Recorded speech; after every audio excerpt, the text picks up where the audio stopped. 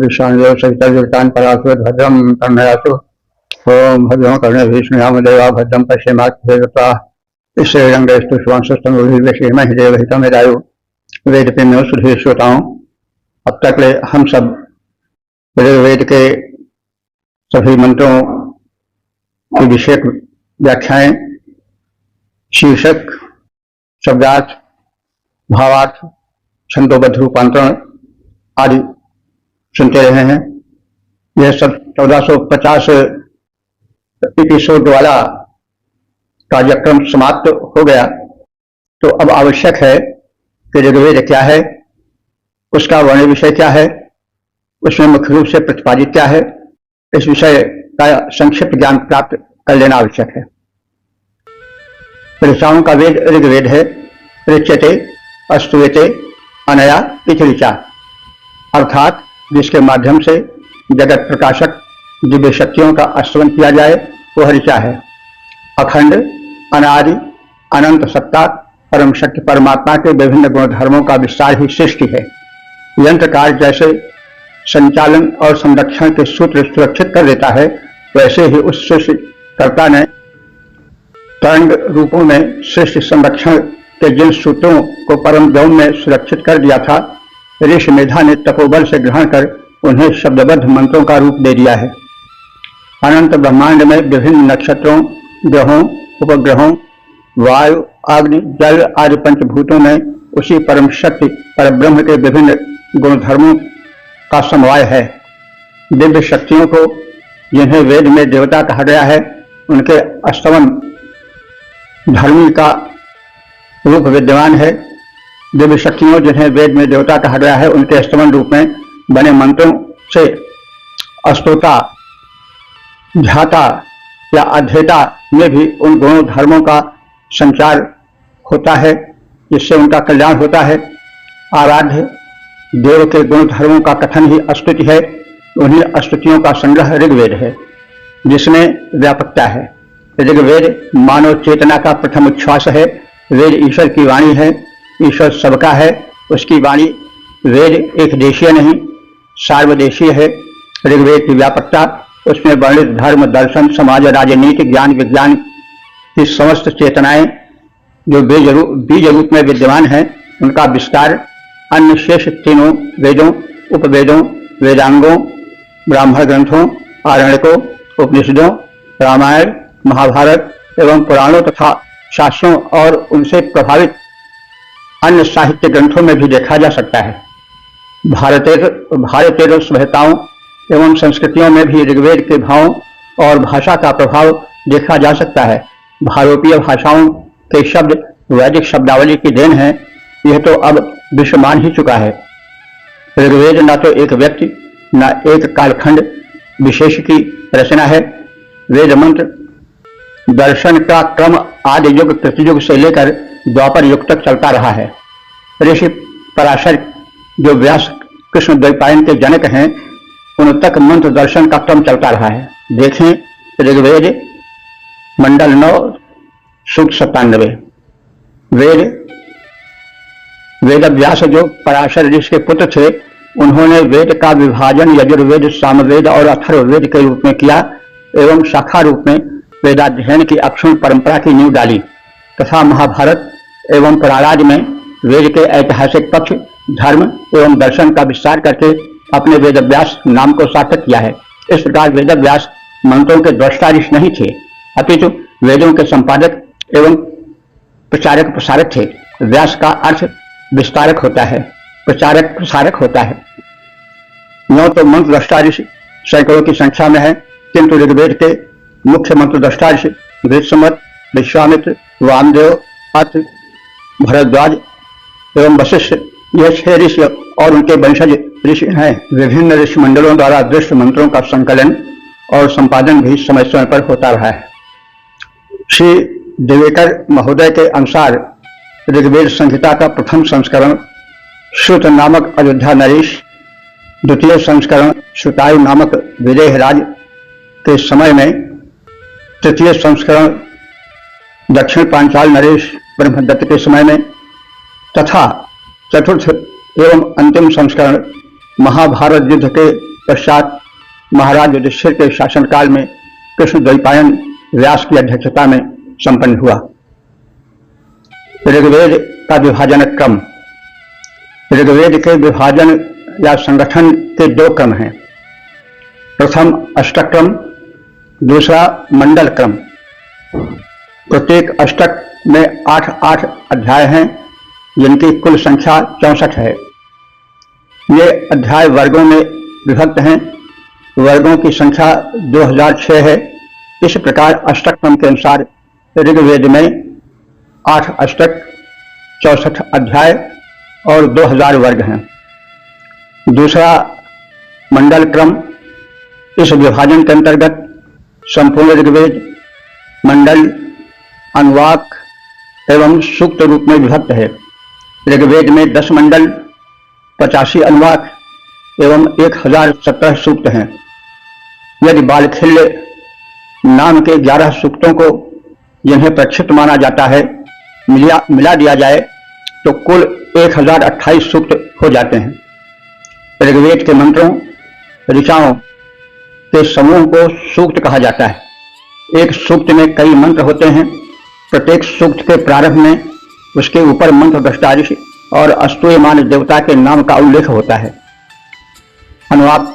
अनुवाकानुक्रमणी के अनुसार शाकल शाखा की ऋग्वेद संहिता में 10,580 मंत्र लिखित हैं। ऋचाम 10 सहस्राणि, ऋचाम 5 च, ऋचाम 80 पादश्च पारणम संप्रकीर्तितम।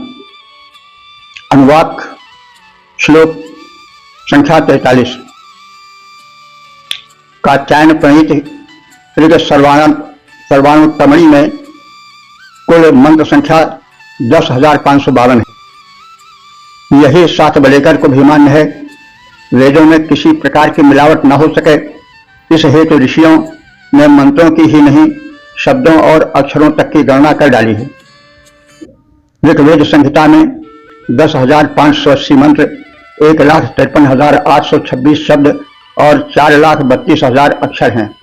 ऋग्वेद की 21 शाखाएं मानी जाती हैं। संप्रति सांगोपांग रूप में वाष्कल शाखा ही उपलब्ध है। सांगोपांग शाखा का तात्पर्य है कि जिसकी अपनी संहिता हो, अपने ब्राह्मण ग्रंथ हों, आरण्यक हों, उपनिषद हों, सूत्र ग्रंथ और प्रातिशाख्य उपलब्ध हों। वैदिक व्याकरण को प्रातिशाख्य कहा जाता है। शाखा का तात्पर्य वेदाध्ययन के मान्य गुरु घरानों से है, जो सुप्रसिद्ध ऋषि मुनियों के नाम से चल पड़ते थे। वेद शिक्षण संचालक संस्थाओं को चरण भी कहा जाता है, जो शाखा का ही अर्थ प्रदायक है। ऋग्वेद का उपवेद आयुर्वेद है। यह कथन चरण व्यूह ग्रंथानुसार कथित है। चरक सुश्रुत के अनुसार आयुर्वेद अथर्ववेद का उपवेद है। धर्मकोश डॉक्टर राजबली पांडे पृष्ठ 121 देखें। ऐतरेय और कौशिकी ऋग्वेद के ब्राह्मण ग्रंथ हैं। कौशिकी को सांख्यायन भी कहा जाता है। इसके आरण्यक और उपनिषद भी इन्हीं नामों से जाने जाते हैं। ऋग्वेद के दूसरे से लेकर 7वें मंडल तक पूर्ण एक रूपता है। 8वें और 9वें मंडल में दूसरे से 7वें मंडलों तक के ऋषियों, देवताओं और वर्ण विषयों का समन्वयन है। 9वें मंडल, जिसे पौमान सोम मंडल कहा जाता है, में देवता रूप में सोम को ही प्रतिष्ठित किया गया है। रही बात प्रथम और दशम मंडल की, तो ये दोनों मंडल विषय, भाषा शैली, व्याकरण, ऋषि और मंत्रों के देवता की दृष्टि से अन्य मंडलों से कुछ विलग हैं। अस्त कुछ विद्वानों की मान्यता है ये बाद में ऋग्वेद में सम्मिलित किए गए हैं। ऋग्वेद के दशम मंडल में नावीन्य अधिक है। पुरुष सूक्त के देवता, पुरुष का वर्णन अन्य मंडलों में नहीं है। ब्राह्मण, क्षत्रिय, वैश्य, शूद्र के रूप में समाज का इतना स्पष्ट वर्गीकरण अन्य मंडलों में उपलब्ध नहीं है। इसमें भाषा विषयक नावीन्य भी अपेक्षाकृत अधिक है। दार्शनिकता संबंधी सूक्त भी दशम मंडल में अधिक हैं। इन्हीं कारणों से कुछ विद्वानों ने इसे प्रक्षिप्त तक कह डाला है, जो मेरे विचार से उचित नहीं है। मंत्र रचना की परंपरा हजारों वर्षों तक चलती रही है। परिवर्तनशील संसार में परिवर्तन परम सत्य है। परिवर्तनशील संसार में परिवर्तन परम सत्य है और नावीन्य का आना भी उतना ही सत्य है। दशम मंडल अधिक लोकप्रिय है। भारतीय मनीषा ने दशम मंडल को कभी प्रक्षिप्त नहीं माना है। रहा प्रश्न भाषा का, तो उसकी धारा प्रवाह पद्धति परिवर्तन की नवीन लहरों के साथ चलती ही रहती है। यह संभव है कि दशम मंडल में अधिकांशतः अर्वाचीन मंत्र दृष्टा ऋषियों की ऋचाएं संकलित कर दी गई हों। ऋग्वेद के छंद। ऋग्वेद छंदोबद्ध रचना है। यास्क ने छंद शब्द की व्युत्पत्ति छद धातु से बताई है। छंद मंत्रागत भावों के आच्छादन या आवरण है। वेदाध्ययन में छंद ज्ञान को आवश्यक माना गया है। ऋग्वेद में मुख्यतः गायत्री, कुशलिक, अनुष्टुप, त्रिष्टुप, बृहति, जगति, पंच नामक छंदों के प्रयोग हैं। गायत्री छंद की संख्या 2467, कुशलिक 341, अनुष्टुप 855, त्रिष्टुप 4253, बृहति 181, जगति 1358 और पंच नामक छंद की संख्या 312 है। वैदिक भाषा से लौकिक संस्कृत, जिसका आदि काव्य वाल्मीकि रामायण है, में भाषा, व्याकरण, शब्दावली संबंध पर्याप्त अंतर, भिन्नता या नावीन्य है। भाषा का प्रवाह गतिशील रहता है, अतः परिवर्तन या अंतर भी स्वाभाविक ही है। जैसे वैदिक संस्कृत में क्षय शब्द गृहवाची है, परंतु लौकिक संस्कृत में वही विनाश बोधक है, तो समझने के लिए कहा जा सकता है कि लौकिक संस्कृत से निकला साहित्यिक खड़ी बोली और संस्कृत में जो अंतर है, लगभग वही अंतर वैदिक संस्कृत और उसके विकसित लौकिक संस्कृत में देखा जा सकता है। वैदिक संस्कृत की जितनी हिरणी हिंदी है, लगभग उतनी हिरणी फारसी, जर्मन, फ्रेंच, रोमन, इंग्लिश आदि भाषाएं भी हैं। ऋग्वेद में देवता, ऋग्वेद का विस्तार देव विषयक स्तुतियों में हुआ है। अष्ट देव क्या हैं, वे कितने हैं, उनके गुणधर्म क्या हैं आदि का संक्षिप्त परिचय आवश्यक है। निरुक्तकार यास्क ने कहा है, देवो दानाद वा, दीपनाद वा, द्योतनाद वा, दुष्स्थाने भवती वा। निरुक्त 7, 4, 15। अर्थात दान देने के कारण, दीप्त होने के कारण, द्योतित होने के कारण अथवा द्युलोक में निवास करने के कारण प्रकृति की दिव्य शक्तियां ही देव हैं। देव और देवता यूं तो दोनों समानार्थक ही हैं, परंतु वैदिक मंत्रों में देवता शब्द सूक्तों में वर्ण विषय वस्तु के द्योतक होने से कुछ विशिष्ट प्रतीत होते हैं। संस्कृत में देव शब्द पुल्लिंग है और देवता शब्द स्त्रीलिंग है।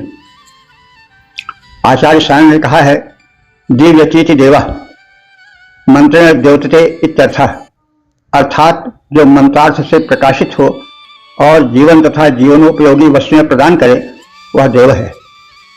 देवों की अवधारणा हेतु हमें ऋग्वेद के नासदीय सूक्त मंडल 10 सूक्त 129, हिरण्यगर्भ सूक्त 10-121, पुरुष सूक्त 10-90 और सृष्टि रचना और विस्तार संबंधी ऋग्वेद के अन्य सूक्तों जिनका वर्णन आगे होगा, उन्हें देखना आवश्यक है।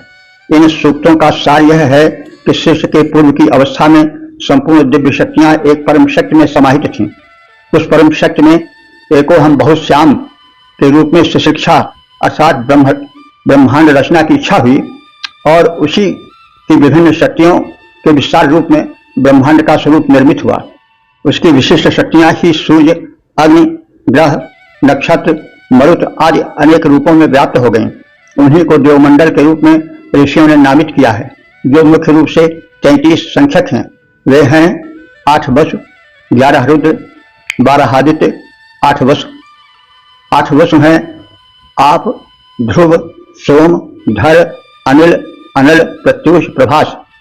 11 रुद्र हैं अज, एकपाद, अहिर्बुघ्न, पिनाकी, अपराजित, त्र्यंबक, महेश्वर, वृषाकप, शंभु, हरण, ईश्वर। 12 आदित्य हैं धाता, मित्र, अर्यमा, रुद्र, वरुण, सूर्य, भग, वस्वान, पूषा, सविता, त्वष्टा एवं विष्णु। देखें संस्कृत शब्दार्थ कौस्तुभ, पृष्ठ 184। डॉक्टर राजबली पांडे कृत धर्मकोश में रुद्र के स्थान पर शक्र का कथन है। हिंदू धर्मकोश पृष्ठ 335। इन सब में इंद्र और प्रजापति को जोड़ देने पर 33 संख्यक मुख्य देव हो जाते हैं। कुछ विद्वान इंद्र और प्रजापति के स्थान पर दोनों अश्विनी कुमारों को सम्मिलित करते हैं। कोटि शब्द का अर्थ श्रेणी और करोड़ दोनों होते हैं। कोटि का अर्थ करोड़ लेकर कुछ लोग 33 करोड़ संख्यक देवों की बातें कहते हैं। वैसे तो परमात्मा की अनंत शक्तियां हैं, किंतु ऋग्वेद में सब मिलकर देवों की संख्या 100 के भीतर ही है। इसलिए कोटि का अर्थ श्रेणी या प्रकार मानना अधिक तर्कसंगत है। यास्क ने देवताओं का स्थानीय विभाजन भी किया है, जो द्विस्थानीय अर्थात आकाशवासी, अंतरिक्ष स्थानीय और पृथ्वी स्थानीय है। यास्क ने ही देवों को पुनः 4 रूपों में विभक्त किया है। पहला प्राकृतिक शक्ति रूप देवता जैसे इंद्र, सूर्य, सविता, पूषा आदि। दूसरा ग्रह देवता जैसे अग्नि, सोम आदि। तीसरा भावजन जैसे मन, श्रद्धा आदि। चौथा गौण देवता जैसे गंधर्व, अप्सरा आदि। सामान्य विचार से तो ऋग्वेद में संख्या के अनुसार बहुदेववाद की प्रतीति होती है, किंतु सूक्ष्मता से विचार करने पर एकेश्वरवाद या सर्वेश्वरवाद की ही पुष्टि होती है। एक परम पुरुष की शक्ति का विस्तार ही तो बहुसंख्यक देवों के रूप में निरूपित है। स्वयं ऋग्वेद में ही निष्कर्षतः बहुदेववाद का खंडन कर दिया गया है। एकम सद विप्रा बहुधा वदन्ति, ऋग्वेद 1:64-46। एवं पुरुष एवेदम सर्वम यद्भूतम च यच्च भव्यम, ऋग्वेद 10:92। ये स्पष्ट रूप से एकेश्वरवाद और सर्वेश्वरवाद का ही प्रतिपादन करते हैं, एक का ही अनंत विस्तार इसकी उद्घोषणा करते हैं। अब संक्षिप्त रूप से ऋग्वेद के प्रमुख देवताओं का परिचय प्राप्त कर लिया जाए। ऋग्वेद के प्रमुख देवता इंद्र। इंद्र ऋग्वेद के राष्ट्रीय देवता हैं। ऋग्वेद के 250 सूक्तों में इंद्र का ही वर्णन है और 50 ऐसे सूक्त हैं जिनमें अन्य देवताओं के साथ इंद्र वर्णित हैं। इस प्रकार ऋग्वेद के लगभग चतुर्थांश में इंद्र ही प्रार्थित हैं। कहा जा सकता है कि परम पुरुष परमात्मा की प्राण शक्ति रूप में इंद्र की मान्यता है। शतपथ ब्राह्मण में प्राण एवं इंद्र कहा गया है। मानवता के प्रतिरक वृत्तादि असुरों के इंद्र संहारक हैं। इंद्र में अपार शक्ति का पारावार है। इंद्र में गुण ही गुण हैं, दुर्गुण का कहीं लेश भी नहीं है। वाल्मीकि ने अपने रामायण में इंद्र के समस्त गुणों का समावेश श्री राम के चरित्र में कर दिया है और उनमें देवत्व का पूर्ण स्थापन किया है। वैदिक युग के बाद रामायण युग आता है, जिसमें यह समावेश स्वाभाविक ही है। गर्जन रथ वृत्तासुर ही रावण है। गर्जन रथ वृत्तासुर ही रावण है, जो धरती रूपी सीता का अनावृष्टि द्वारा उत्पीड़न करता है। इंद्र रूप राम उसका संहार करते हैं। इंद्र समग्र देव शक्तियों का अधिपति है। मरुदगण उसके सहायक हैं। सृष्टि का सशक्त संहारक विद्युत रूप वज्र उसका अमोघ अस्त्र है। इंद्र वह सशक्त सूक्ष्म और सर्वव्यापक शक्ति है जो चारे से गाय में रक्त और फिर रक्त से दुग्ध का परिवर्तन करता है। ऋग्वेद 2:42 में द्रष्टव्य है। ऋचाओं में इंद्र को सूर्य रूप में भी यत्र तत्र वर्णित देखा जा सकता है। देखें मंडल 10 सूक्त 89 मंत्र 2। धरती को ऊर्जा का अनुदान और जीवन सूर्य से ही मिलता है। इतने महान देव का पुराणों में श्रवण तो होता ही गया है। ऐसा भला क्यों? इस पर विचार आवश्यक है। ऐसा प्रतीत होता है कि कालांतर में इंद्र एक पद हो गया। जिसको 100 यज्ञों को निर्विघ्न पूर्ण करने का सौभाग्य मिलता था, वह मनुष्य ही इंद्र बन जाता था। मानव में मानवीय दुर्बलताएं होती ही हैं। ऐश्वर्य विलासिता और नैतिक पतन का लिप्सा का द्वार खोल ही देता है। इंद्र पद के साथ भी कुछ ऐसा ही हुआ। ऋग्वेद के इंद्र को लोग भूल गए और इंद्र की गद्दी पाने वाले विलासी व्यक्ति को इंद्र मानकर उसके पतित रूप को मूल इंद्र से जोड़ दिए, जबकि ऋग्वेद में इंद्र को अदृश्य शक्ति रूप में देखा गया है। दृश्यमान न होने से भृगुवंशी ऋषि ऋग्वेद में इंद्र को अदृश्य शक्ति के रूप में देखते हैं। दृश्यमान न होने के कारण भृगुवंशी ऋषि नेम ने इंद्र की सत्ता पर ही प्रश्न चिन्ह लगा दिया है। देखें ऋग्वेद 8:103। फिर इंद्र के शरीरधारी होकर व्यभिचार में लिप्त होने का प्रश्न ही कहाँ। इस सत्य से अवगत कराकर इंद्र की ऋग्वैदिक महत्ता को पुनः स्थापित करने की परमावश्यकता है। शोधार्थी इस पर विशेष ध्यान दें। अग्नि। ऋग्वैदिक देवताओं में इंद्र के बाद सर्वाधिक मंत्र अग्निदेव को ही समर्पित हैं। ऋग्वेद के लगभग 200 सूक्त अग्नि को ही समर्पित हैं। इसके अतिरिक्त अन्य देवों के साथ भी अग्नि का आवाहन हुआ है। परम पुरुष का जो ऊर्जस्वल रूप है वह अग्नि में अवतरित है। अग्नि के स्पर्श से ही पदार्थ ऊर्जा में रूपांतरित होते हैं। अग्नि का परम उत्कर्ष सूर्य में पूंजीभूत है।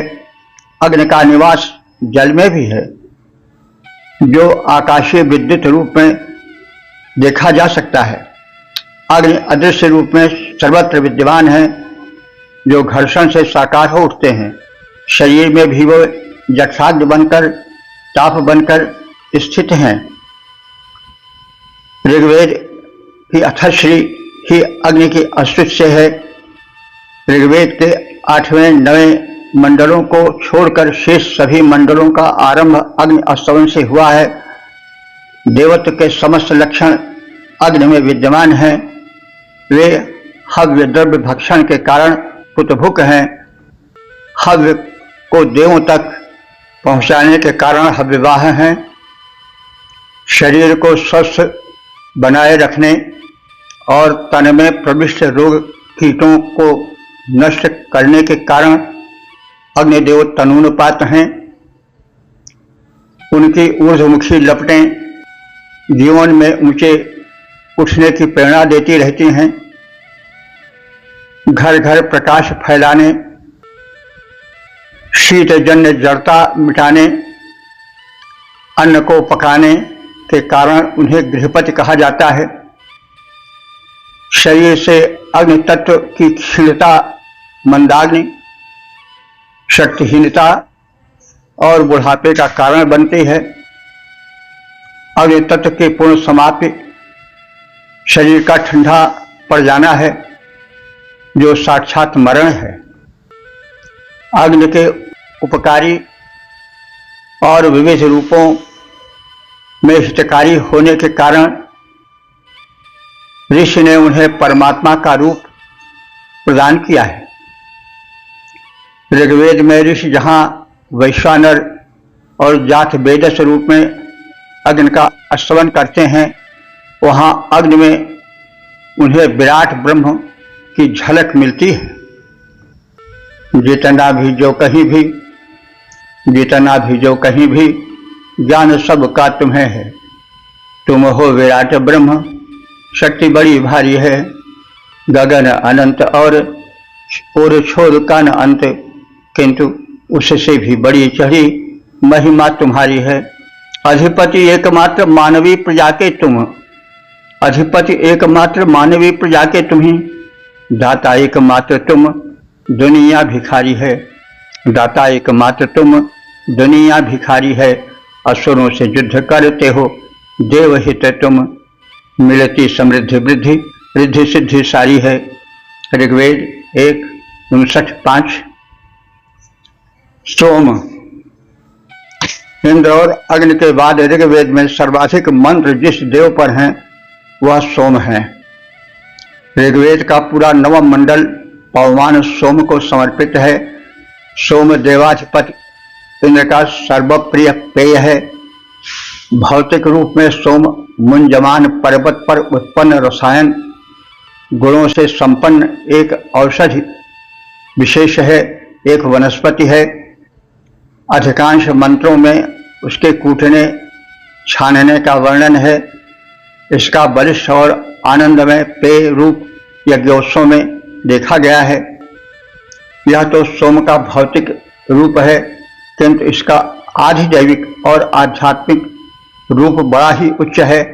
ऋग्वेद के 10, 85, 2, 3, 5 संख्यक मंत्रों में सोम को अमृत का पर्याय माना गया है और कहा गया है कि सोम प्रकृति की ऊर्जा का वो अक्षय भंडार है जो वायुमंडल में घुला रहता है और प्राणायाम के माध्यम से शरीर में पहुंचकर उसे अजर अमर कर देता है। सोम शक्ति के प्रवेश के कारण ही सूर्य का ईंधन कभी समाप्त नहीं होता है। नक्षत्रों में भी वही अखंड ऊर्जा बनकर उन्हें सतत प्रदीप्त रखता है। यह रहस्य साधारण सोमपाई नहीं जान पाते हैं। अथर्ववेद के 14वें कांड में भी ऋग्वेद के इन्हीं मंत्रों की पुनरावृत्ति है। इस पर शोध की आवश्यकता है। परमाणुओं से बनी सृष्टि में इंद्र, अग्नि और सोम के इस त्रित अर्थात तिकड़ी में न्यूट्रॉन, इलेक्ट्रॉन और प्रोटॉन का रूप भी देखा जा सकता है। मात्र कोई नशीला पेय मानकर ही ऋषियों ने इसे इतना महान रूप नहीं दिया है।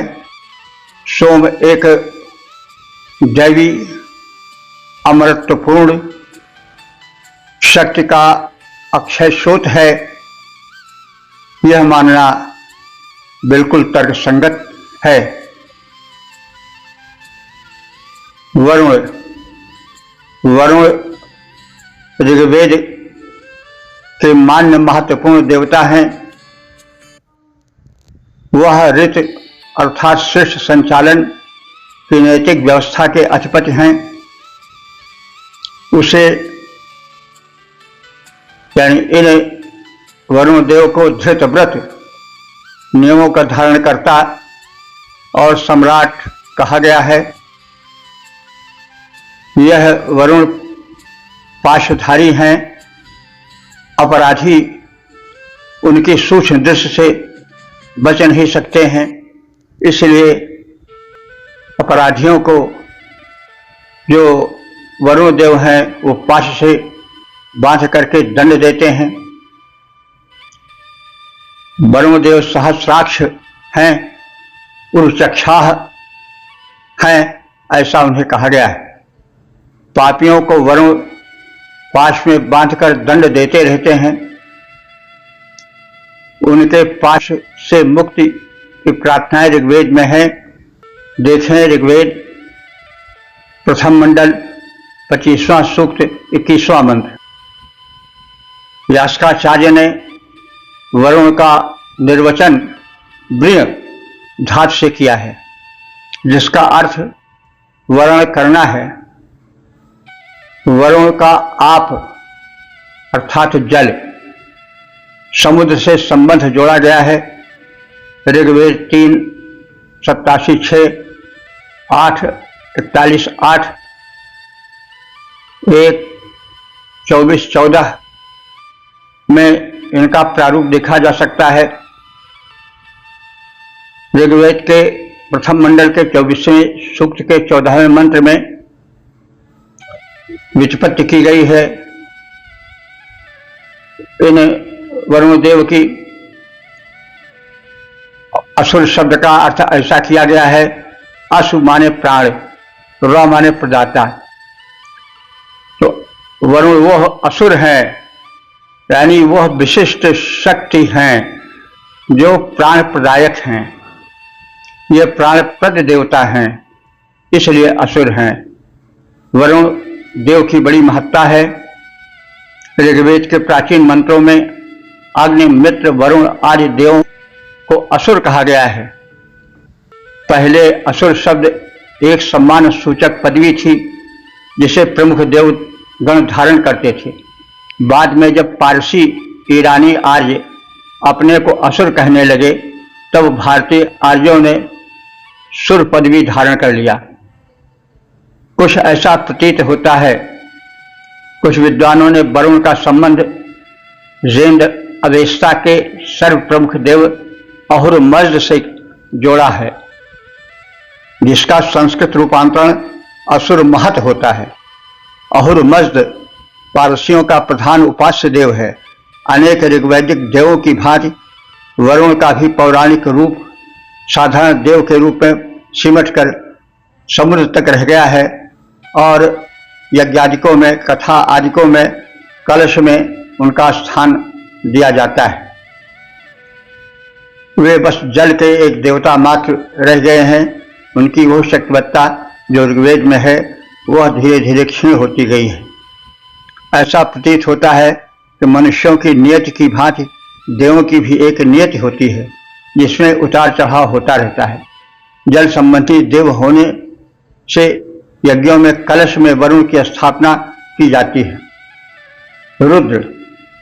रुद्र 11 संख्यकीय देव रूप में मान्य है। रुद्र अत्यंत बलशाली, सुशिप्र अर्थात सुंदर ठुड्डी वाले, रोगहर्ता, जटाजूट धर कपर्दी हैं। देखें ऋग्वेद 1:114-1, वे मरुतों के पिता हैं। ऋग्वेद 1:114-5, वे शूरों के अधिपति, मृत्युंजय त्र्यंबक हैं। रुजहर मृत्यु निवारक, सुप्रसिद्ध मृत्युंजय मंत्र रुद्र से संबंधित है। देखें ऋग्वेद 7 मंडल 59वां सूक्त एवं 12वां मंत्र। रुद्र धातु से निष्पन्न रुद्र का अर्थ दुष्ट शक्तियों को रुलाने वाला माना गया है। रुद्र से बना रौद्र भयोद्बोधक है। रुद्र का रौद्र रूप ऋग्वेद के 2:34-14 एवं 6:28-7, इसके मन्यु अर्थात क्रोध का वर्णन ऋग्वेद 2:34-14 में है। उग्र रूप में वह रुद्र तथा सौम्य रूप में वही शिव हैं। रुद्र और शिव की अभिन्नता ऋग्वेद में द्रष्टव्य है। देखें 2 मंडल 33वां सूक्त 7वां मंत्र।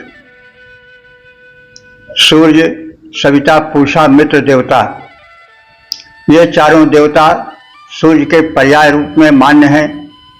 सूर्य में जागरण, प्रेरक, पोषक, प्रकाशक शक्तियां हैं। उन्हें ही लक्षित करके सूर्य को ही सविता, पूषा, मित्रादि अनेक नामों से पृथक नामत्व प्रदान किया गया है। यह तो सार्वभौम तथ्य है, सर्वमान्य तथ्य है कि धरती का जीवन सूर्याश्रित है। सूर्य ही अपनी ऊर्जा और प्रकाशक किरणों द्वारा व्यापक रूप में लोक कल्याण करते हैं। वे ही धरती पर प्रकाश, विकास और पोषण प्रदान करते हैं। सूर्य निष्काम कर्म के संदेश वाहक हैं। वे देते सब हैं लेकिन चाहते कुछ नहीं। इस प्रकार संपूर्ण देवत्व उन्हीं में फलित है। वे जागरण के दूत हैं, प्राणियों के कर्मद्रष्टा हैं और आच्छादक अंधकार के विनाशक हैं। उनके अनुदानों की काव्य में प्रस्तुति द्रष्टव्य है। सूर्यदेव दृष्टा कर्मों के गगनांगन में आते हैं। सूर्यदेव दृष्टा कर्मों के गगनांगन में आते हैं। सारे जग को वे प्रकाश की किरणों से नहलाते हैं। सारे जग को वे प्रकाश की किरणों से नहलाते हैं। जब होते वे प्रकट रात में, रात कहीं छिप जाती है। छिपे चोर जो तारकवलियां, छिपे चोर जो तारावलियां नहीं दृष्टि में आती हैं। सारे जग की दृष्टि सूर्य हैं, ज्योति जाल फैलाते हैं।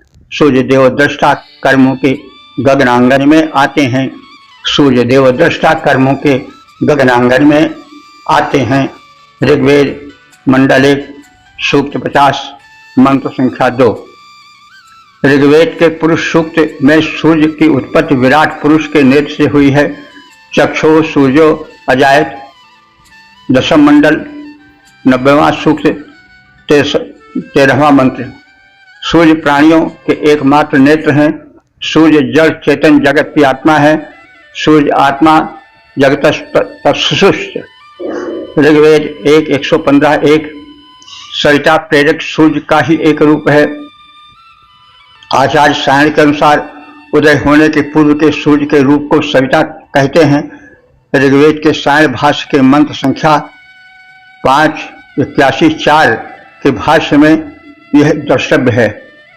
सुप्रसिद्ध गायत्री मंत्र सविता देवता पर ही आश्रित है और उन्हीं के आराधना स्वरूप कथित है। सविता देवता के संरक्षण शक्ति को ध्यान में रख करके उनसे संरक्षण की प्रार्थना करता हुआ ऋषि प्रेरणा की कामना करता है और रोगों को दूर करने की प्रार्थना करता है। अपामीवाम बाधेत। ऋग्वेद 1:35-9 वह दीर्घायु प्रदायक है। ब्राह्म वेला सविता देवता से संबंधित कही जाती है जो आरोग्य प्रदायक है। ऋषियों ने सविता शक्ति को बहुत पहले पहचान लिया था। ऋग्वेद के 11 सूक्तों में संपूर्ण रूप से तथा अनेक सूक्तों में आंशिक रूप से सविता देवता की स्तुतियां हुई हैं। अग्नि वरुणादि देवों की भांति सविता को भी असुर अर्थात बलशाली विशेषण से विभूषित किया गया है। पूषण और सूर्य की भांति सविता भी सचराचर जगत के अधिपति हैं। देखें ऋग्वेद 5:53-6। यह मनुष्यों की पृथ्वी पर तो रक्षा करते ही हैं, परलोक में भी इनके कुशल क्षेम का ध्यान रखते हैं। स्वर्णिम आभा स्वर्णावेष्टित प्रारूप इन देव से संबद्ध हैं और इन देव का नाम ऋग्वेद में 170 बार आया है। मित्र देवता को भी सूर्य का ही एक रूप माना जा सकता है। सूर्य के इस रूप की उपासना भारत के बाहर मिस्र आदि देशों में पाई जाती है और जो मिस्र देश का राष्ट्रीय देवता था वह मित्र कहा जाता था, और मित्र, इसी मित्र का प्रारूप समझ पड़ता है। पुष्प धातु से निष्पन्न पूषा सूर्य की पर्याय रूप में देखने की पद्धति है।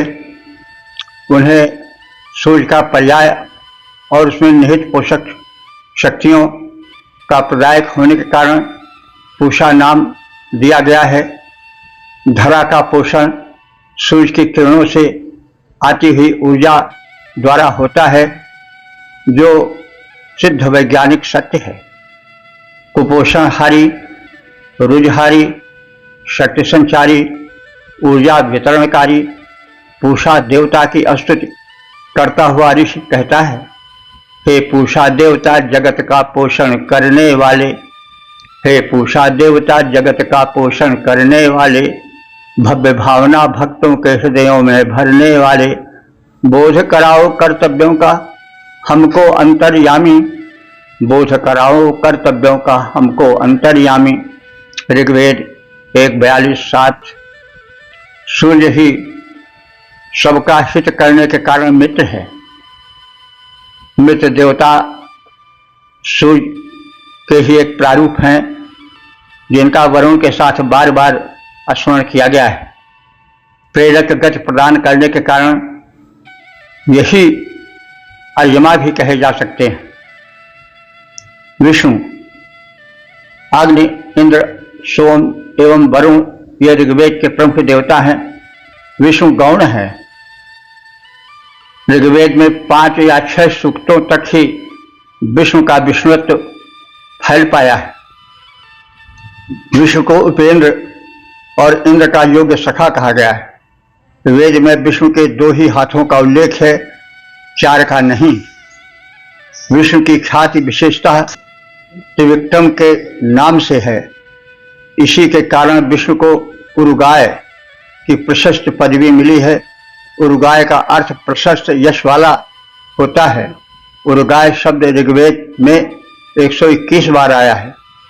वेद में विष्णु शब्द सूर्यवाचक भी है। सूर्य अपनी किरणों को द्युलोक, भूलोक और अंतरिक्ष लोक में फैलाते हैं। यही उनका त्रिधा विक्रम है। सूर्य के साथ पक्षी चहक उठते हैं, जीव जगत अस्वीकृत होता है। यही उनका उरुगायत्व है। विष्णु की गणना 12 आदित्यों में है। पालन, पोषण और प्रसारण जो सूर्य के गुण हैं, धीरे धीरे उनका आरोपण विष्णु में होता गया।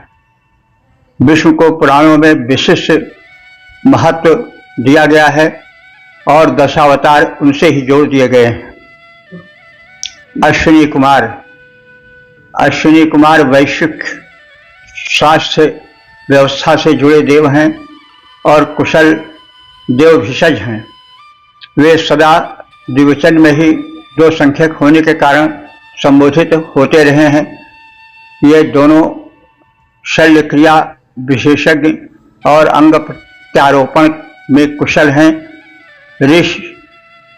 ऋषि रवि रश्मियों के साथ ही इनके अवतरण का आग्रह करता है, जो रवि रश्मियों में आरोग्य शक्ति के संचय का संदेश भी देता है। स्वास्थ्य प्रदायक गुणापूरित होने के कारण अश्विनी कुमारों को नासत्या भी कहा गया है। वे कभी असत्य पर चलते नहीं हैं, सदैव अपने सत्य सिद्धांत के प्रचार प्रसार में संलग्न रहते हैं और एक कुशल योग्य वैद्य हैं। उषा काल में अश्विनियों का आगमन ब्राह्म वेला में व्याप्त आरोग्य तरंगों से जुड़ा है। रवि रश्मि दीप्ति से दीप्त उषा जब अंतरिक्ष में उतर चुकी, रवि रश्मि दीप्ति से दीप्त उषा जब अंतरिक्ष में उतर चुकी, नीलाभ गगन, नीलाभ अग्नि, देवता दीप्त द्योतित उनकी जिह्वा ज्वाला, परिवेश प्रफुल्ल प्रकाशित है, पहने प्रकाश की मणिमाला। आओ अश्विनी कुमार, उषा की स्वर्णिम आभा निखर चुकी, रवि रश्मि दीप से दीप्त उषा अब अंतरिक्ष में उतर चुकी। ऋग्वेद 1:46-10। विश्वदेवा में देवों का समग्र समूह समाहित है। विश्व देवा कहकर आहुति अर्पण में भूले बिसरे ज्ञात अज्ञात आहूत अनाहूत सभी देवों या दिव्य शक्तियों तक आहुति पहुंच जाने का आशय निहित है। वैसे इनके समूह में इंद्र, अग्नि, सोम, रुद्र, पूषा, मित्र, वरुण, विष्णु, अश्विनी कुमारों का अधिक वर्णन है। देखें समग्र देवों में मंगल की कामना किस प्रकार से छिटक रही है।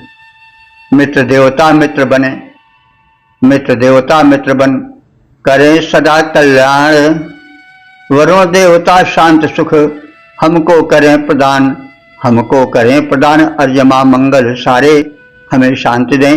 इंद्र बृहस्पति देव हमारे, विष्णु शांति दें। पग जिनका त्रैलोक ना पता, सभी हमें सुख मंगल दें।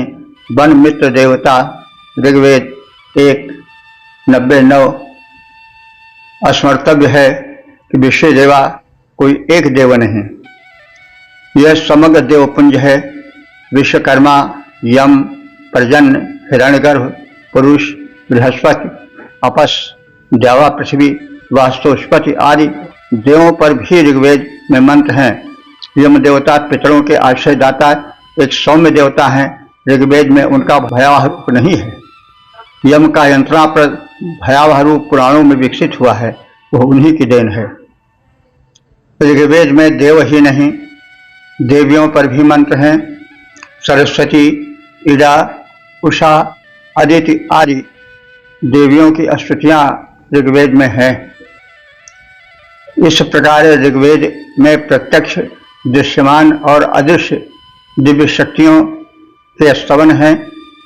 स्तुति क्रम में देवों का मानवीकरण हो गया है। मानव सुलभ अंग प्रत्यंगों के वर्णन दिखाई देते हैं। इस प्रसंग में यह प्रश्न पुनः स्वाभाविक रूप से सामने आ जाता है कि ऋग्वेद में बहुदेववाद की मान्यता है या एकेश्वरवाद की स्वीकृति है। इस विषय में विद्वानों के मत भी जान लेने आवश्यक हैं।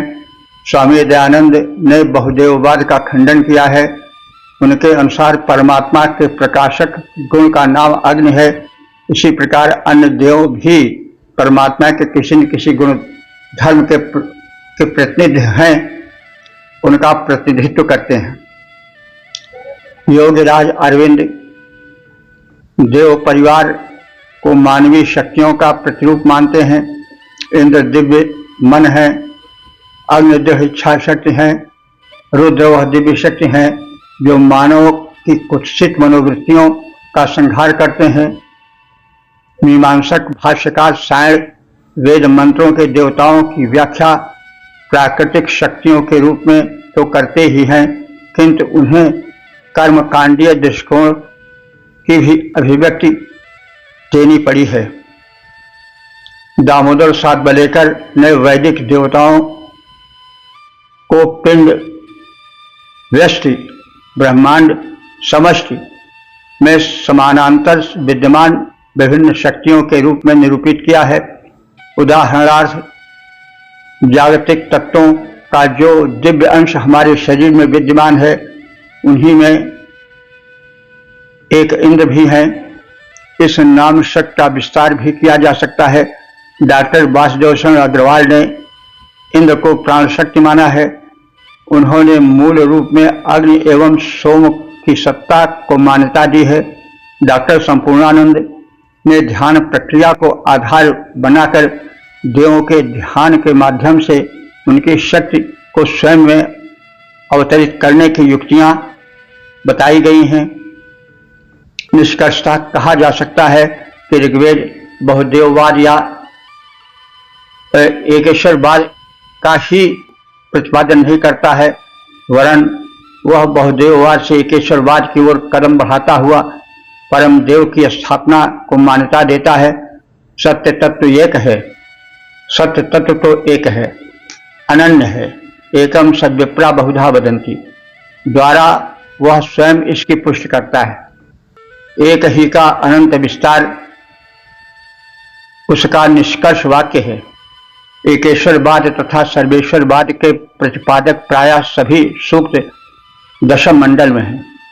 इन सूक्तों में देव सूक्त 1072, विश्वकर्मण सूक्त 1081-82, पुरुष सूक्त 1090, हिरण्यगर्भ सूक्त 10-121, नासदेव सूक्त 10-129, वाग्रंभिणी सूक्त 10-125 तथा शिष्ट सूक्त 10-190 ये अपनी दार्शनिकता तथा शिष्ट विषय विचारणा के कारण अत्यधिक प्रसिद्ध हैं। अश्व वामीय सूक्त ऋग्वेद 1-164 तत्वज्ञान प्रतिपादक सूक्तों में इनका अपना विशेष स्थान है। अश्व वामस्य से प्रारंभ होने वाला यह अश्व वामीय सूक्त 52 मंत्रों वाला है। प्रायः सभी एक परम शक्ति से निकलकर अनेक दिव्य शक्तियों में विकसित होकर देव कहलाए यहाँ संदेशित है। वैदिक धर्म चेतना। वैदिक धर्म चेतना की नींव ऋत सिद्धांत के दृढ़ आधारशिला पर स्थापित है। ऋत की ऋषियों ने शाश्वत सार्वभौम नैतिक सत्य के रूप में दर्शन किया है। संपूर्ण सृष्टि इसी ऋत से अनुशासित है। ऋत वो सिद्धांत है जो सार्वभौम है, जो आदि से और अंत तक रहेगा, जो कभी नष्ट नहीं होता है, जिसको अंग्रेजी में यूनिवर्सल ट्रुथ कहा जाता है। वही जो है वह वेद का ऋत है। तो प्रकृति में जो एक व्यवस्था है जिससे अनंत ब्रह्मांड सुव्यवस्थित है और सुसंचालित है, जिसके कारण अपनी अपनी निर्धारित कक्षा में ग्रह नक्षत्र गतिमान है, वो सब ऋत के कारण है। वरुण देव इस ऋत के नियामक संचालक देव हैं। ईरानी भाषा में यह ऋत अर्थ और अवेस्ता में अशा नाम से पुकारा जाता था। हिंदू धर्मकोश देखें, डॉक्टर राजवली पांडे, पृष्ठ 137। ऋत को ऋग्वेद में परम प्रकाशक ज्योतिषपति कहकर सम्मानित किया गया है। देखें ऋग्वेद 1:23-5।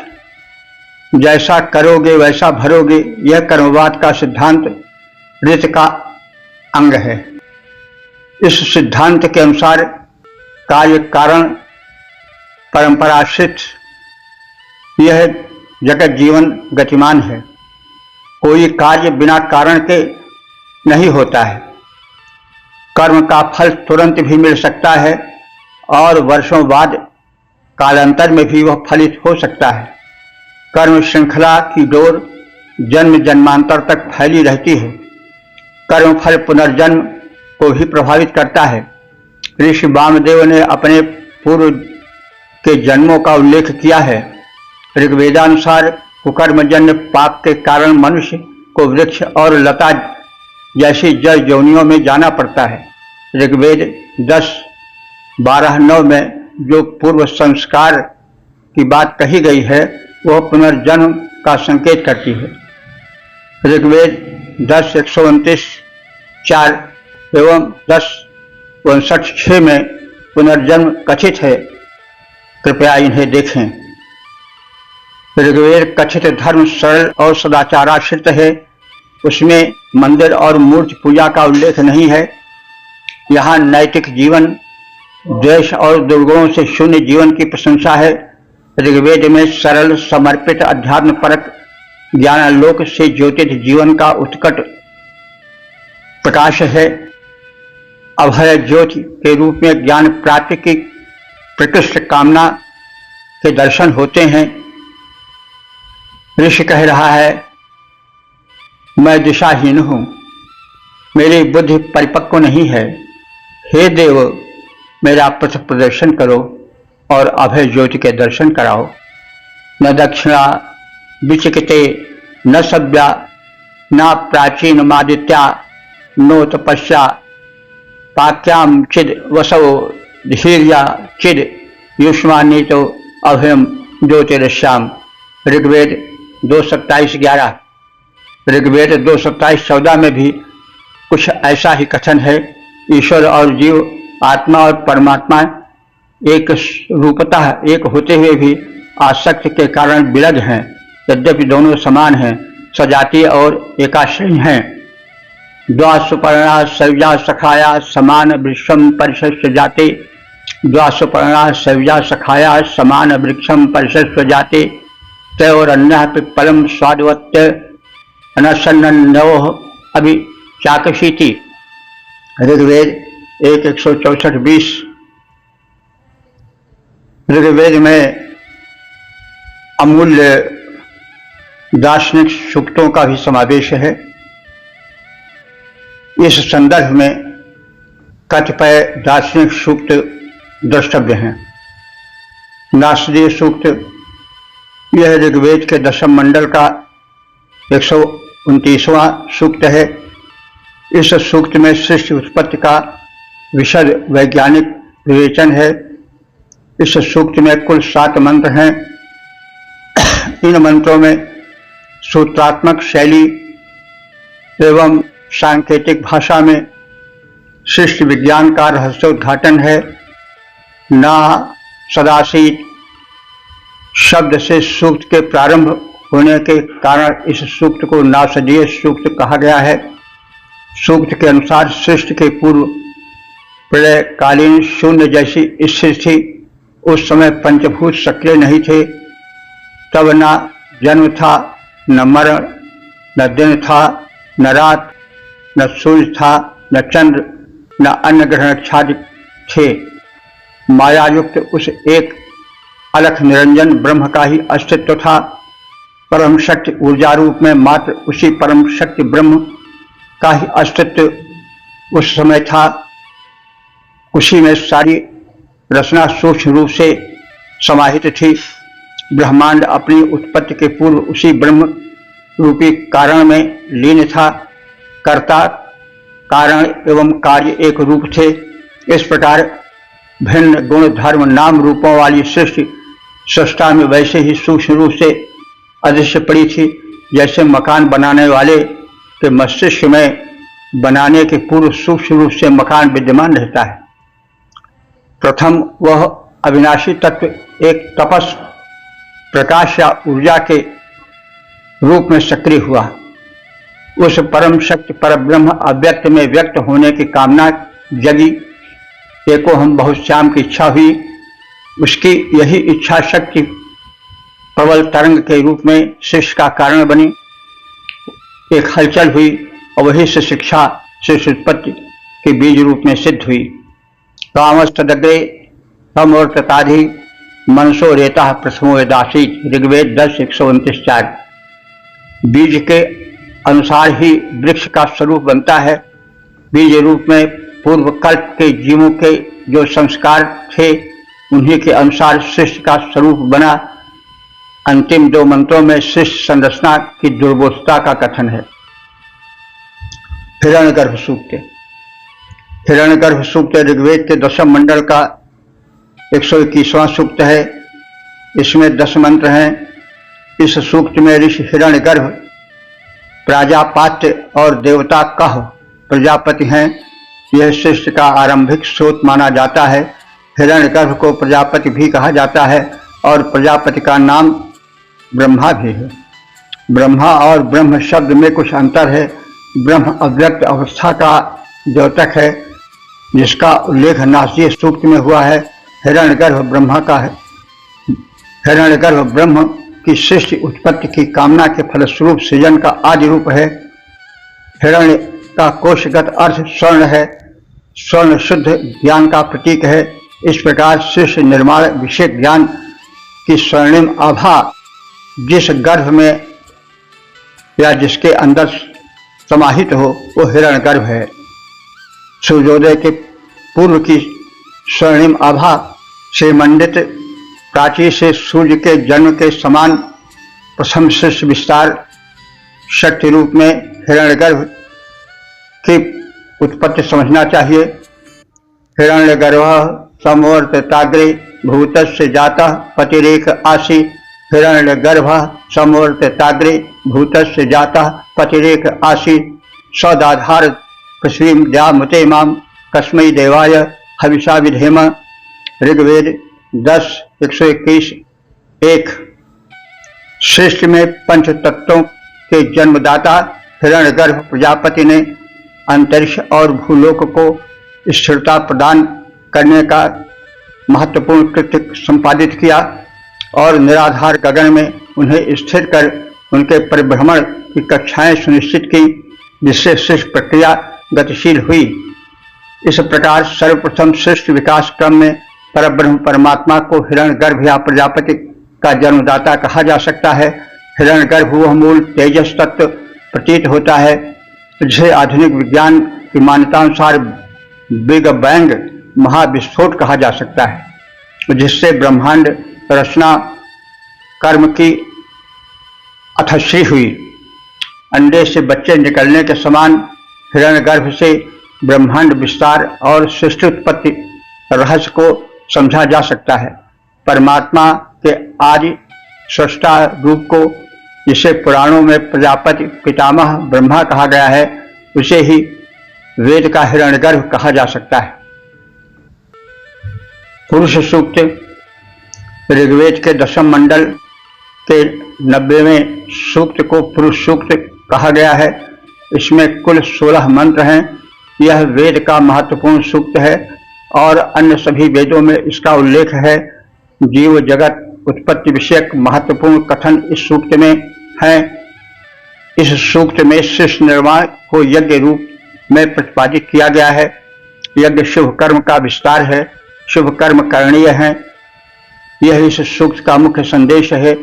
इसे विराट सूक्त भी कहा जा सकता है।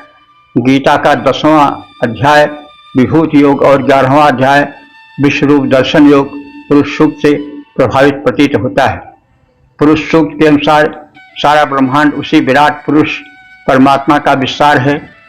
जो हुआ है और जो होगा वह सब उसी परम पुरुष के ही रूप का विस्तार समझना चाहिए। पुरुष एवेदम सर्वम यद भूतम यच्च भाव्यम ऋग्वेद 10:92। विराट पुरुष का विस्तार कल्पना से परे है। यह दृश्यमान जगत तो उसका चतुर्थांश ही है। समग्र विराट ब्रह्मांड उसी में समाहित है। वह जड़ चेतन सब में व्याप्त है। उससे परे कुछ भी नहीं है। वह निर्गुण निरंजन है, फिर भी साकार जैसा है। सारे सिर, सारे नेत्र, सारे चरण उसी के सिर, नेत्र और चरण हैं। वह सर्वत्र व्याप्त है।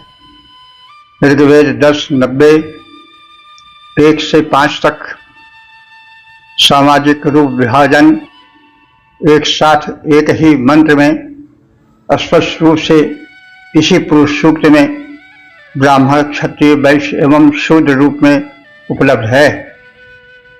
ब्राह्मणोस्य मुखमासीत् बाहुराजन्यः कृतः उरुयदस्य तद वैश्यः पराभ्याम शूद्रो अजायत। ऋग्वेद 10:90-12। इस सामाजिक वर्गीकरण को भेदभाव पैदा करने के लिए जातीय स्तर पर नहीं वरन कर्म स्तर पर होना चाहिए। कर्मस्तरीय चारों वर्णों की स्थिति सार्वकालिक और सार्वदेशीय है। कार्यकुशलता के आधार पर यह विभाजन सदा रहा है और सदा रहेगा। सभी देशों में है और सभी देशों में रहेगा। श्रेणी या वर्ग रूप में यह व्यवस्था भला विश्व के किस देश में नहीं है। चरण कहने से शूद्र वर्ग का तिरस्कार कदापि नहीं होता है। पूजा चरण की ही होती है, मुख की या चोटी की नहीं, हाथ या मुख की नहीं। कथित तीनों सूक्तों में सृष्टि का क्रमिक विकास द्रष्टव्य है। ऋग्वेद के 10:81-82 विश्वकर्मण सूक्त में भी सृष्टि निर्माण विषयक मंत्र हैं। ऋग्वेद के 10:190 के 3 मंत्रों वाले लघु सूक्त में भी सृष्टि निर्माण के सूत्र हैं। इसमें प्रज्वलित तप से ऋत हुआ, फिर ऋत से अनंत सृष्टि विस्तार की बात कही गई है।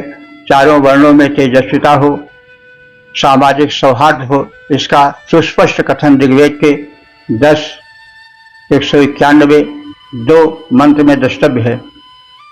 ऋग्वेद में विज्ञान ऋग्वेद के मंत्रों में यत्र तत्र विज्ञान के भी सूत्र बिखरे पड़े हैं। पृथ्वी आदि ग्रह सूर्य की आकर्षण शक्ति से निबद्ध परिभ्रमण करते हैं। इसका उल्लेख ऋग्वेद 10:149 में देखा जा सकता है। सूर्य की आकर्षण शक्ति से पृथ्वी निराधार गगन में टिकी है। ऋग्वेद 1:7-3,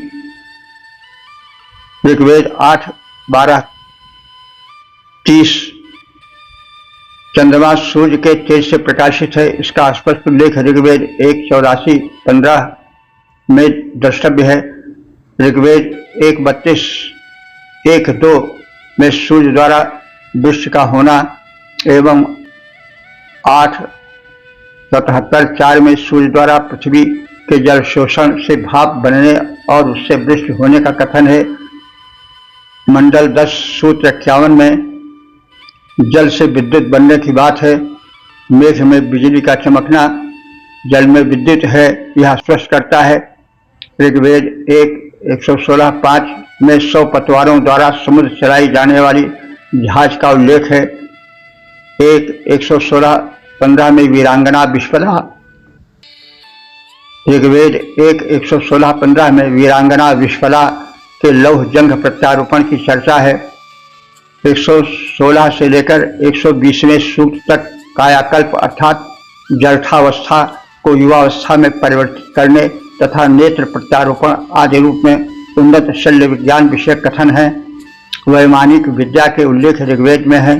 देखें श्री मद्दयानंद कृत ऋग्वेद भाष्य भूमिका पृष्ठ 207 से 217 तक।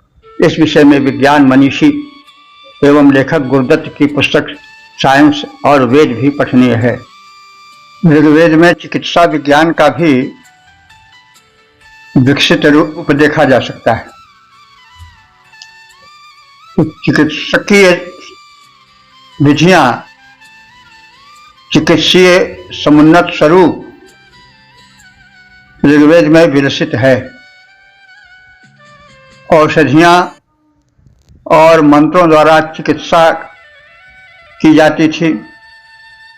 जल चिकित्सा का भी उल्लेख यहाँ है।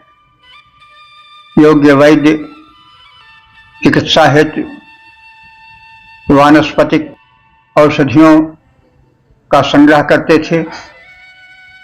पठारी प्रदेशों की औषधीय वनस्पतियां अधिक पुष्ट होती थीं। उनमें जलीय अंश कम होने से जो मूल तत्व था वह अपने प्रकाश रूप में प्राप्त होता था। उस युग में सोमरस एक दिव्य चिकित्सा की सामग्री मानी जाती थी। सोमरस जो है वो एक मूंजवान पर्वत पर पाई जाने वाली वनस्पति है, जिसका रस शरीर का कायाकल्प कर देता था। एक विशिष्ट ऊर्जा का समावेश उसमें था और इस प्रकार से सोम लता द्वारा चिकित्सा का विधान है। और हम लोग जानते हैं कि च्यवन ऋषि को नवयौवन प्रदान किया था। अश्विनी कुमारों ने, यह औषधीय चमत्कार है। इसी प्रकार से अस्पर्श चिकित्सा का भी ऋग्वेद में जहां तहां वर्णन आया है और चिकित्सीय प्रयोगों में कायाकल्प की भी चर्चा है, अर्थात वार्धक्य को यौवन में परिणत किया जा सकता था। ये प्रसंग प्रायः ऋभुओं के द्वारा देखे गए हैं। ऋभु देवता वृद्ध जरठ बांझ गायों में दुग्ध संचार कर देने में सक्षम थे। वृद्ध माता पिता को नवयौवन प्रदान करने के प्रसंग भी आए हैं। अश्विनी कुमारों ने च्यवन ऋषि की क्षीण जर्जरित काया में पुनः नावीन्य और ऊर्जा का दिव्य संचार किया था। देखें ऋग्वेद 7:71-5। जल चिकित्सा का उल्लेख ऋग्वेद 10:9-6-7 में द्रष्टव्य है। वायु के चिकित्सकीय गुणों और प्राण नियमन द्वारा, प्राणायाम द्वारा दीर्घायु तथा अमरत्व तक प्रदान करने का उल्लेख ऋग्वेद के 10:186 के तीनों मंत्रों में उपलब्ध है। ऋग्वेद 10:137-6 में स्पर्श चिकित्सा का कथन है। अंग प्रत्यारोपण की भी चर्चा ऋग्वेद में 10:39 में है। विश्वला नामक वीरांगना जिसकी टांगें युद्ध में कट गई थीं, अश्विनी कुमारों ने लौह जंघा का प्रत्यारोपण कर सद्यः उसे दूसरे दिन पुनः युद्ध में जाने के योग्य बना दिया था। तो यह कुशल अंग प्रत्यारोपण भी कथित है ऋग्वेद में।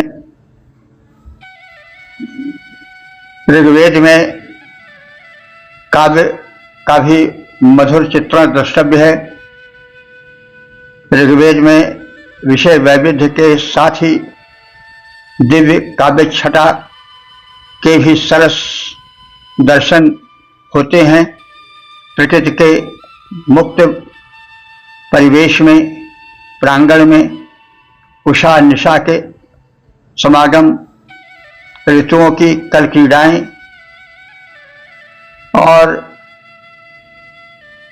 जल श्रवण की दिव्य छटाएं ऋषियों के हृदय को वापस आकर्षित करती रहती थीं, जिसकी दिव्य मनोरम अभिव्यक्तियां मंत्रों में द्रष्टव्य हैं।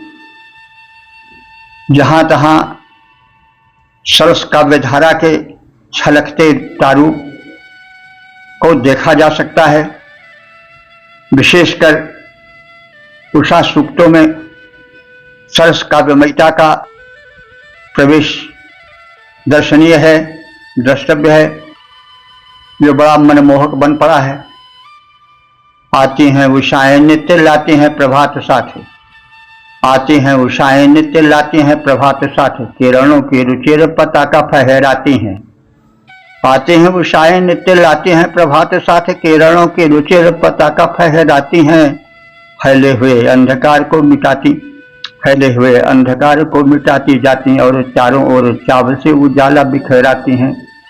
जैसे शूरवीर चमकाते निज अश्व वैसे, जैसे शूरवीर चमकाते निज अश्व वैसे, गगन का अर्ध ऊर्ध्व भाग चमकाती हैं। लाल गायें हरे भरे खेत में दिखाएं जैसे, लाल गायें हरे भरे खेत में दिखाएं जैसे, वैसे नभ मध्य लाल किरणें दिखाती हैं, वैसे नभ मध्य लाल किरणें सुहाती हैं। ऋग्वेद 1:92। एक रमणी की भांति मादक मधुर मुस्कान युक्त उषा का महिम मुखमंडल बरबस चित्ताकर्षक होकर भाव पटल पर छा जाता। यह मनोरम दृश्य द्रष्टव्य है। होते अंधकार के प्रसार से हैं पार हम, होते अंधकार के प्रसार से हैं पार हम, तम का प्रसार उषा मार के भगाती है। होते अंधकार के प्रसार से हैं पार हम, तम का प्रसार उषा मार के भगाती है। प्रकाश का बिछाती दिव्य कर्म जाल भव्य चेतना जगाती, कर्म क्षेत्र में लगाती है। धन पाने पर जैसी मुस्कान आती, जैसे धन पाने पर जैसी मुस्कान आती, वैसे प्रिय को रिझाने जैसे प्रियतमा मुस्काती है। मुस्कान वैसे ही बिछाती आती उषा नित्य, भांति लोक लोचनों को ललक लुभाती है। मुस्कान वैसी ही बिछाती आती उषा नित्य, भांति लोक लोचनों को ललक लोभाती है। ऋग्वेद 1:92-6 ऋषि द्वारा प्रस्तुत उषा निशा का मानवीकरण पहेली रूप में रोचक बन पड़ा है। भिन्न भिन्न रूप रंग वाली दो युवतियां हैं। ये उषा और निशा भिन्न भिन्न रूप रंग वाली दो युवतियां हैं। दोनों हैं निराली, जिन्हें जानता जहान है। एक काली दूसरी है स्वर्ण वर्ण वाली गौर, एक काली दूसरी है स्वर्ण वर्ण वाली गौर, होती वे कभी न एक साथ गतिमान है। धरती से आसमान तक आती जाती नित्य, धरती से आसमान तक आती जाती नित्य, छोड़ती कहीं न किंतु पैर के निशान हैं, छोड़ती कहीं न किंतु पैर के निशान हैं। दोनों हैं जवान, दोनों हैं जवान, दोनों का न अवसान कभी, दोनों हैं जवान, दोनों का न अवसान कभी। जान लो सुजान उषा निशा का बखान है, जान लो सुजान उषा निशा का बखान है। वही ऋग्वेद के भाष्यकार के विषय में हम जान लें। प्रमुख भाष्यकार का चित्रण होगा, संक्षेप में कथन होगा। ऋग्वेद भारत की ही नहीं अपितु मानव मात्र की प्राचीनतम उपलब्ध ज्ञान की थाती है।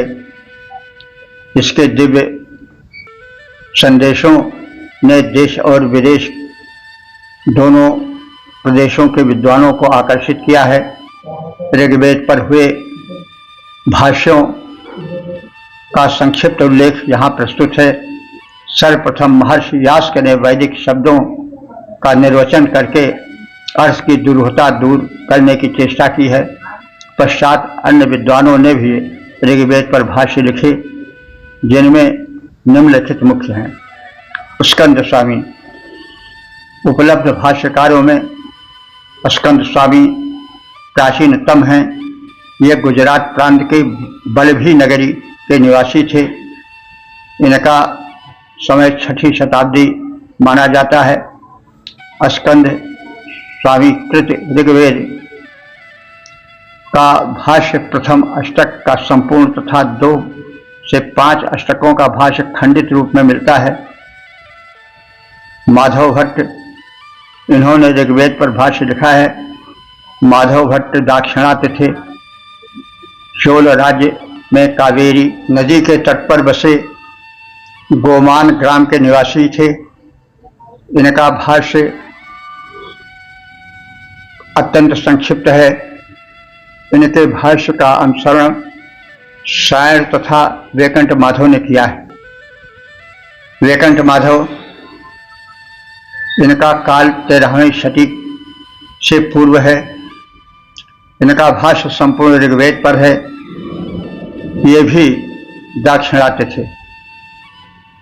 सायण, आचार्य सायण का नाम भाष्यकारों में शीर्ष पर है। सायण विजयनगर निवासी और विजयनगर नरेश बुक्कराय प्रथम के मंत्री और गुरु थे। सायण ने चारों वेदों पर भाष्य लिखे हैं। ऋग्वेद की शाकल संहिता पर इनका भाष्य है। सायण मीमांसक थे और कर्मकांड प्रभाव इनके भाष्यों में स्पष्ट लक्षित होता है। यज्ञ दृष्टिकोण को इन्होंने प्रामुख्य दिया है। स्वामी दयानंद, आर्य समाज के संस्थापक ऋषि दयानंद का भाष्य प्राचीन भाष्यकारों की परिपाटी से भिन्न, यास्काचार्य के निरुक्त के प्रमाण स्वरूप उसे ही आधार मानकर किया गया प्रतीत होता है। इनका मत है कि वेद मंत्रों की व्याख्या आध्यात्मिक, आधिदैविक और आधिभौतिक तीनों रूपों में की जा सकती है। ये सायण के मीमांसा परक दृष्टिकोण से असहमत थे और यज्ञों में हिंसा के विरोधी थे। यज्ञ का इन्होंने व्यापक अर्थ लिया है। ऋग्वेद पर इनका भाष्य 7वें मंडल के दूसरे सूक्त के दूसरे मंत्र तक ही संपन्न हो सका है। नियति को आगे का भाष्य स्वीकार नहीं था। ऐसा कहा जाता है कि इनके विरोधियों ने इन्हें विष दिलवा दिया था। प्राचीन टीकाकारों की भांति ऋषदयानंद ने बहुदेववाद को स्वीकार नहीं किया है। ऋषदयानंद की मान्यता का समादर करके भाष्य लेखकों में आज समाज के जो विद्वान आए हैं उनमें से पंडित आर्यमुन, पंडित शिवशंकर काव्यतीर्थ, पंडित हरिश्चंद्र विद्यालंकार आदि प्रमुख हैं। दामोदर सातवलेकर आधुनिक भाष्यकारों में दामोदर सातवलेकर का नाम शीर्ष पर है। दृष्टिकोण तो इनका भी आज समाजी ही है, किंतु उसमें लचीलापन है, कट्टरता नहीं है। इन्होंने भाष्य को अध्यात्म परक, उपदेश परक, नीति परक मोड़ देकर अध्येता को वेद विषयक नवीन दृष्टि दी है। सायण भाष्य का प्रभाव इनके भाष्यों पर है। भाष्यों में इसी शैली की आवश्यकता भी है। वेदांत सरल, सुबोध और वैज्ञानिक शैली से ओतप्रोत होना चाहिए। इन्होंने चारों वेदों पर भाष्य लिखे हैं। पाश्चात्य जगत में भी वेदों पर भाष्य हुए हैं। मानव चेतना के प्राचीनतम धाती वेद ने विदेशी भाष्यकारों को भी आकर्षित किया है। वेदों का आलोड़न विलोड़न भारत के बाहर पर्याप्त मात्रा में हुआ है, जिसका संक्षिप्त वर्णन इस प्रकार है। वेद मंत्रों के व्याख्याकारों में सर्वप्रथम नाम कोलब्रुक का है। इन्होंने 1805 ईस्वी में एशियाटिक रिसर्च नामक पत्रिका के माध्यम से वेदों पर विवेचनात्मक लेख लिखे हैं और वैदिक साहित्य के महत्व को प्रकाशित किया है। कोलब्रुक के लेखों ने जर्मन विद्वान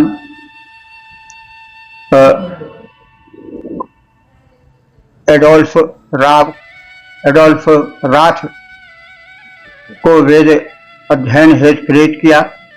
राथ महोदय ने वैदिक शब्दों का लौकिक संस्कृत अवेस्ता और प्राचीन तथा अर्वाचीन यूरोपीय भावनाओं के साथ तुलनात्मक अध्ययन की प्रस्तुति की है। वैदिक भाषा विज्ञान पर भी प्रकाश डाला है। वैदिक साहित्य के अध्ययन और प्रकाशन में मैक्स मूलर का बड़ा योगदान है। इन्होंने सर्वप्रथम सायण के भाष्य सहित ऋग्वेद के संपादित और मुद्रित रूप को प्रस्तुत किया और अपने अथक प्रयास से 300 पृष्ठों की भूमिका और 3000 पृष्ठों में यह कार्य संपादित किया, जिससे वैदिक साहित्य के अध्ययन को पर्याप्त प्रोत्साहन मिला। वेदों का देश के अतिरिक्त देशों में भी व्यापक प्रचार हुआ। मैक्स मूलर का नाम इस क्षेत्र में जाजोल्यमान नक्षत्र की भांति आलोकित है। जर्मन विद्वान ऑफेक्ट ने रोमन लिपि ऋग्वेद को संपादित कर प्रकाशित किया। ऋग्वेद के व्याख्याताओं में अंग्रेजी विद्वान डॉक्टर विल्सन विशेष उल्लेखनीय है। इन्होंने संपूर्ण ऋग्वेद का अंग्रेजी में अनुवाद किया। जर्मन विद्वान ग्रासमान ने सन 1876 से 77 में राथ महोदय की पद्धति का अनुसरण कर जर्मन भाषा में ऋग्वेद का पद्यानुवाद किया और उसे प्रकाशित कराया। इसी समय दूसरे जर्मन विद्वान लुडविग ने ऋग्वेद का गद्यानुवाद किया, जो 7 भागों में प्रकाशित हुआ है। R.T.H. ग्रिफिथ ने ऋग्वेद का अंग्रेजी पद्यानुवाद प्रस्तुत किया है, जो काशी से प्रकाशित हुआ है। ऋग्वेद के व्याख्याकारों में जर्मन विद्वान डॉक्टर ओल्डनवर का नाम विशेष प्रसिद्ध है। इनकी ऋग्वेद की व्याख्या 2 जिल्दों में बर्लिन से प्रकाशित हुई है। इसके अतिरिक्त पाश्चात्य व्याख्याकारों में doctor Arnold, Weber, Keith, Stevenson, Winternitz, Whitney, Bloomfield, Macdonell, Peterson आदि विशिष्ट विद्वानों के नाम भी बहुचर्चित हैं। पाश्चात्य विद्वानों में जर्मन, फ्रांस और इंग्लैंड के मनीषियों ने ऋग्वेद एवं वैदिक साहित्य के अनुशीलन में विशेष तत्परता दिखाई है। कहने की आवश्यकता नहीं, वैदिक साहित्य के इस विस्तृत अध्ययन ने स्वतंत्रता आंदोलन काल में भारतीय स्वाभिमान के जागरण में मशाल का कार्य किया है। बलिदानी वीरों में स्वाभिमान जगा होगा और क्रांतिकारियों को विशेष बल मिला होगा, जिसका परिणाम स्वतंत्रता प्राप्ति रूप में परिणत हुआ है। वेदों के अध्ययन की निरंतरता अब भी बनी हुई है। देश और विदेश में वेदों पर गोष्ठियां एवं अध्ययन अध्यापन के कार्य चल रहे हैं। वैदिक रिसर्च संस्थान एवं आज समाज के अनेक संस्थानों में वेदों पर कार्य हो रहे हैं। यूरोप में विशेषकर जर्मनी, फ्रांस, इंग्लैंड आदि देशों में विश्वविद्यालयों में वेद के पठन पाठन के कार्य संपादित हो रहे हैं। इस संदर्भ में यह भी कथनीय है कि मेरे द्वारा अर्थात डॉक्टर देवी साहेब पांडे दीप द्वारा भी वेदों के भाष्य का पूर्ण कृत्य संपादित किया गया है। चारों वेदों पर मेरे द्वारा भाष्य प्रस्तुत हैं। प्रत्येक मंत्र का शीर्षक, शब्दार्थ, भावार्थ, छंदोबद्ध रूपांतरण प्रस्तुत किया गया है और सभी चारों वेद चौखंबा संस्कृत प्रतिष्ठान दिल्ली द्वारा मुद्रित होकर प्रकाशित हो चुके हैं।